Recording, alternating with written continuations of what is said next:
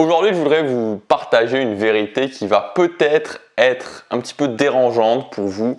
Elle a été pour moi en tout cas quand je m'en suis aperçu. C'est que on est l'esclave de nos émotions.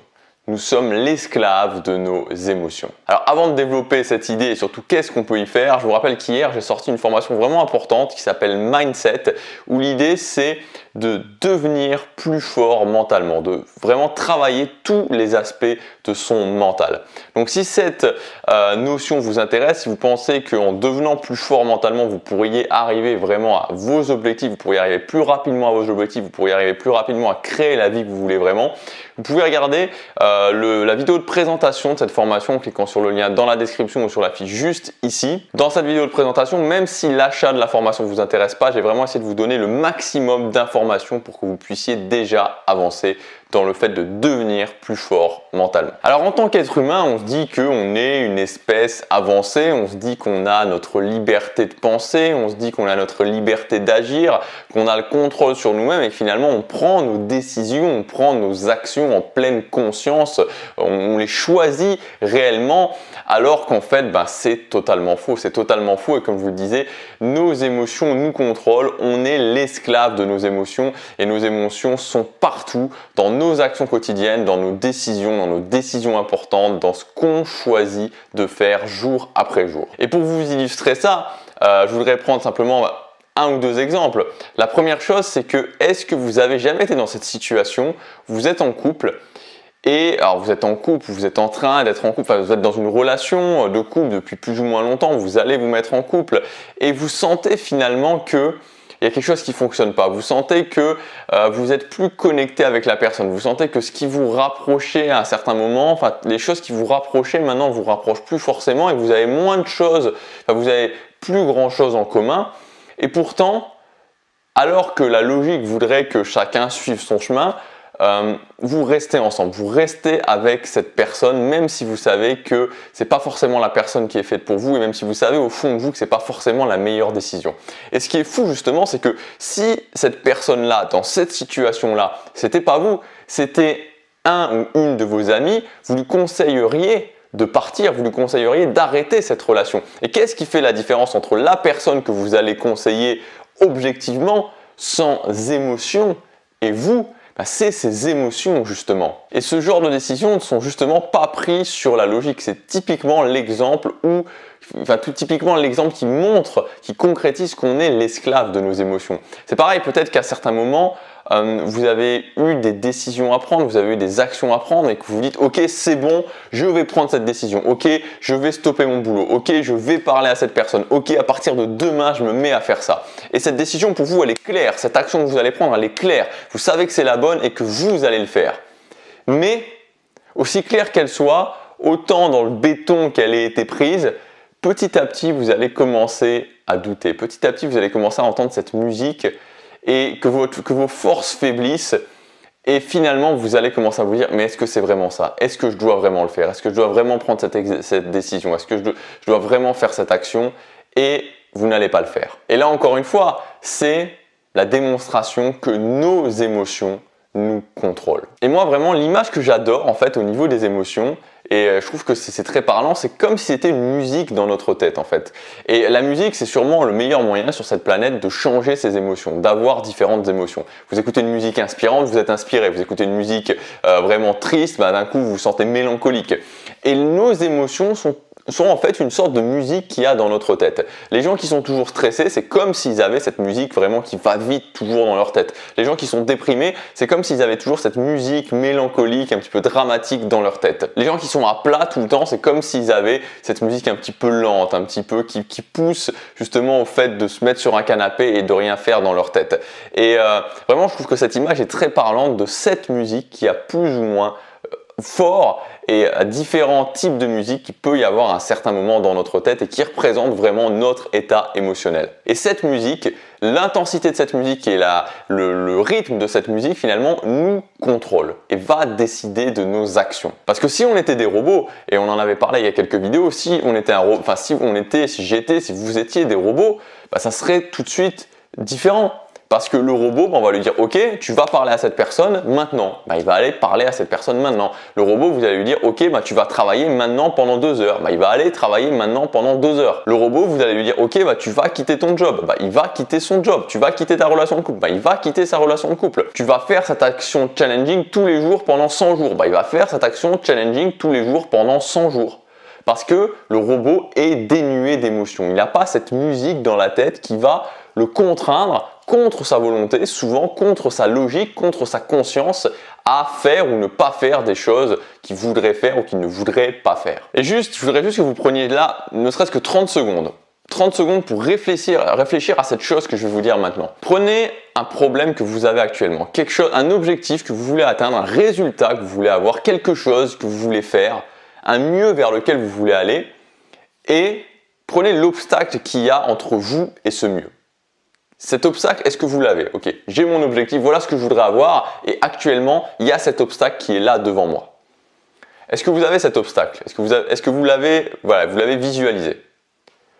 Maintenant que vous l'avez visualisé, dites-vous juste, est-ce que cet obstacle, est-ce que ce problème, est-ce que cette action que je devrais prendre et que je ne prends pas pour arriver à cet objectif, pour arriver à ce résultat, c'est quelque chose de mécanique, il y a une raison logique, une raison mécanique qui m'empêche de le faire, ou c'est mes émotions qui m'empêchent de le faire? Et en général, dans énormément de cas, voire dans la quasi-totalité des cas, c'est une raison émotionnelle. Donc maintenant, quel est le vrai challenge? Quelle est la vraie difficulté? Surtout, ce qu'il ne faut pas faire, et c'est important pour moi de le noter avec les émotions, c'est de tomber dans l'excès inverse. C'est-à-dire que oui, on est contrôlé par nos émotions, oui, on peut tomber dans ce piège d'être l'esclave, et basiquement, c'est ça, basiquement, on est l'esclave de nos émotions tant qu'on ne prend pas le contrôle. Mais il ne faut pas tomber dans l'excès inverse de se dire « Ok, j'ai plus d'émotions, je suis viril, je suis un homme, il n'y a rien qui m'atteint » parce que dans tous les cas, c'est faux. Dans tous les cas, c'est renier notre nature d'humain et on est des êtres d'émotions. L'idée, c'est de se dire « Ok, oui, j'ai des émotions, oui, j'accepte mes émotions, oui, je deviens conscient de mes émotions et j'arrive à les changer. » J'arrive à les diminuer. C'est prendre le contrôle et comme si justement cette musique que vous aviez dans votre tête, vous pouviez, pour commencer, baisser l'intensité de cette musique. Baisser cette musique qui vous contrôle et commencer à diminuer le volume et moins l'entendre. Et donc être moins réactif à ça.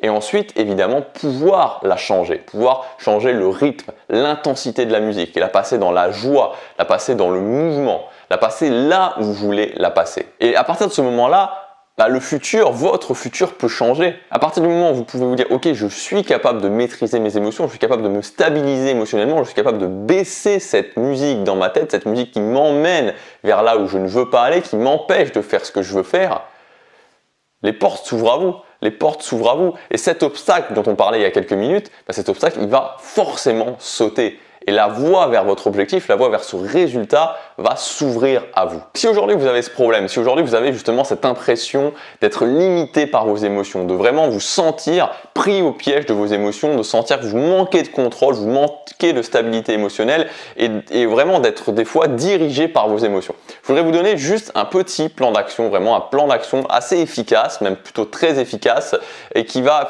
vraiment les 2 premières étapes qui pour moi sont indispensables et que vous allez pouvoir mettre en place dès maintenant. La première étape, ça va être de le noter. Parce que souvent, les gens n'en sont même pas conscients. Ne sont même pas conscients d'être dirigés par leurs émotions. Donc, quand vous avez une action à faire et que vous sentez que vous avez du mal à la faire, quand vous sentez que vous avez un problème et que ça ne passe pas, quand vous sentez que vous avez une décision à prendre et que vous avez du mal à prendre cette décision, dites-vous, à ce moment-là, parce qu'on le sent, on sent qu'il y a quelque chose qui se passe en nous, mais dites-vous à un niveau logique, ok, est-ce que je suis en mode émotionnel ou est-ce que je suis en mode pleine conscience? Est-ce que c'est ma logique qui me contrôle ou est-ce que c'est mes émotions qui sont en train de parler?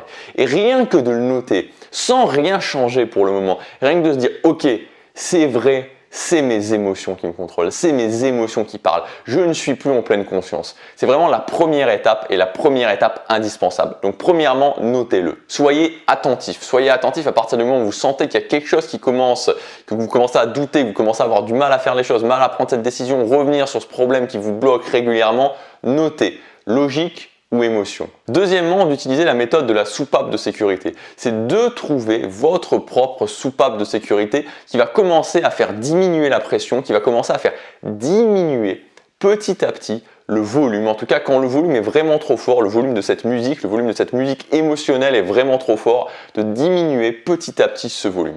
Donc ça va être à vous de trouver cette soupape de sécurité. Moi personnellement je vais vous donner la mienne, c'est très simple, c'est simplement de sortir, d'aller dans un environnement extérieur, d'être à l'extérieur et de marcher un petit peu. Et rien que de faire ça, ça diminue grandement le volume de cette musique émotionnelle. Premièrement, de le noter. Deuxièmement, de trouver votre soupape de sécurité. C'est un plan d'action simple, mais je vous assure que rien que ça, déjà, ça va vous donner de la clarté, ça va baisser le volume, ça va vous ramener en mode logique.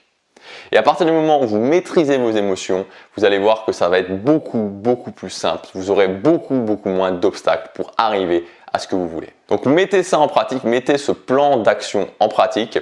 Pour ceux qui veulent aller plus loin, je vous rappelle que j'ai sorti justement, je vous en parlais en début de vidéo, la formation Mindset, donc comment devenir plus fort mentalement.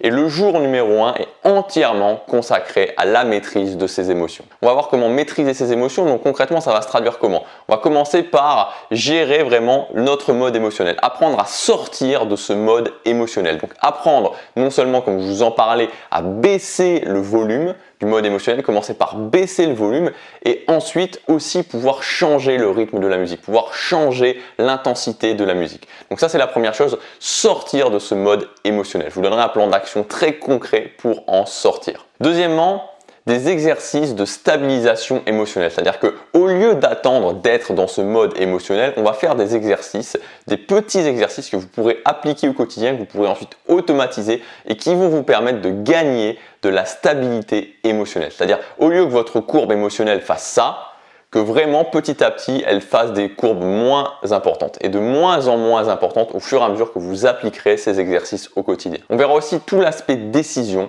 donc comment prendre des décisions, surtout ça, des décisions importantes où vous savez qu'il y a un engagement émotionnel. Donc comment prendre ces décisions et surtout comment tenir ces décisions. C'est-à-dire qu'à partir du moment où vous savez que ok, cette décision, il y a un engagement émotionnel, donc comment je prends la bonne décision, en tout cas comment je prends la décision qui va m'emmener vers là où je veux aller actuellement et surtout une fois que j'ai pris cette décision, comment je tiens cette décision sur la durée, comment j'évite de me faire ramener dans l'autre décision par mes émotions, que mes émotions prennent le contrôle sur moi. Et enfin, la dernière chose vraiment importante qu'on verra dans le jour numéro 1, c'est comment se renforcer émotionnellement sur le moyen terme. Donc comment on va pouvoir devenir moins réceptif à ses émotions, apprendre à se désensibiliser petit à petit de ses émotions. C'est-à-dire que c'est comme si au début vos émotions, vous les preniez et que ça fait vraiment mal et on a du mal à se remettre de ces émotions, ça nous met une grosse claque. Et que après, petit à petit, en faisant vraiment ce que je vais vous dire de faire, en faisant les exercices que je vais vous dire de faire, vraiment régulièrement, vous allez voir que vous allez être de moins en moins réceptif à vos émotions. Vous allez apprendre à gérer vos émotions, à vous stabiliser émotionnellement et à pouvoir agir malgré ces émotions. Donc là, cette dernière partie, ça sera un travail de moyen terme, mais l'intégralité de ce qu'on va voir dans ce jour numéro 1 vous permettra au final de mieux gérer vos émotions, de vous maîtriser, d'être plus stable émotionnellement au quotidien. Et de faire la différence par rapport aux autres parce que finalement, vous allez avoir du contrôle sur vos émotions et donc vous allez avoir du contrôle sur votre mental. Donc le jour numéro 1 de cette formation Mindset sera sur la maîtrise du mental. Il y aura aussi le jour numéro 2 sur comment agir au quotidien, les outils pour justement faire en sorte que mentalement vous soyez prêt à agir au quotidien. Et le jour numéro 3, comment travailler son mindset sur le long terme. Vous pouvez accéder aux détails de cette formation en cliquant sur le lien dans la description ou sur la fiche juste ici. Je vous dis à demain pour la prochaine vidéo. Passez à l'action, chaque jour compte.